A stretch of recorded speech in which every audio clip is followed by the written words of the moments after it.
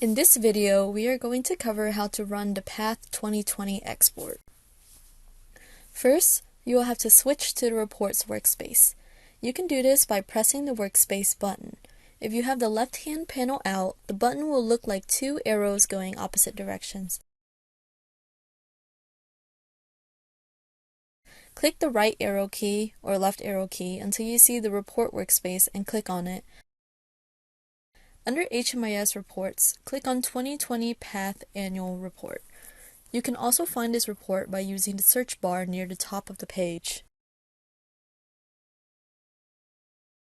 There are certain report criteria that you will need to select before you can run the export. First, set your report date range. What I have here might be different than what you might enter yourself based on your grants. Your organization should already be selected for you. It is not necessary to select the grant, but you can by clicking on the Grants checkbox. For this example, I will leave that unchecked. Then select the program you are running the export for. Click Run Export on the bottom right-hand corner of the screen when done. You will be taken to the Export Encryption box. You have two options here. If you leave the Encrypt Export box checked, you will be required to create a password for your export. It doesn't have to be your client track password, but it can be. When you go this route, what is actually downloaded is a small .exe or executable file that extracts the files into a zip folder. Based on your computer setup, you may or may not be able to run the .exe file. If you can, it will ask for the password you created earlier.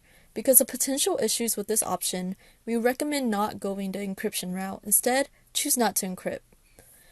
If you uncheck the Encrypt Export box, then you get this warning message, and you will need to check the box below it to continue. When you go this route, what downloads is the .zip file. There are no additional steps to go through. This is the option you want to go with if your computer has a security setting that does not allow it to download executable files from the internet. Regardless of what option you choose, you are still responsible for the security of the data you download. Leave the Include header row in CSV files box checked and the Always Quote CSV values unchecked. Once you are through, select Done. You will be taken to the Files on Server page. Now you can already see here that I have my files, but typically these files can take an hour or longer to download. While the data is downloading, you can use the system as normal. You can come back to this page by clicking on the Files on Server menu option as well. Notice the difference between the two types of files. This one has a .exe at the end. This one has a .zip. Please be aware that Path Data Exchange will not accept the .exe file as it is. You will need to go through the additional steps of running the executable file, entering the password you created earlier, and extracting the files into a .zip folder. If you did not go the encryption route, then what actually exported was a .zip file.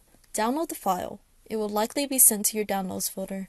You can move it to another location on your computer, but once the file is downloaded, you're ready to upload it to PDX. Thanks for watching.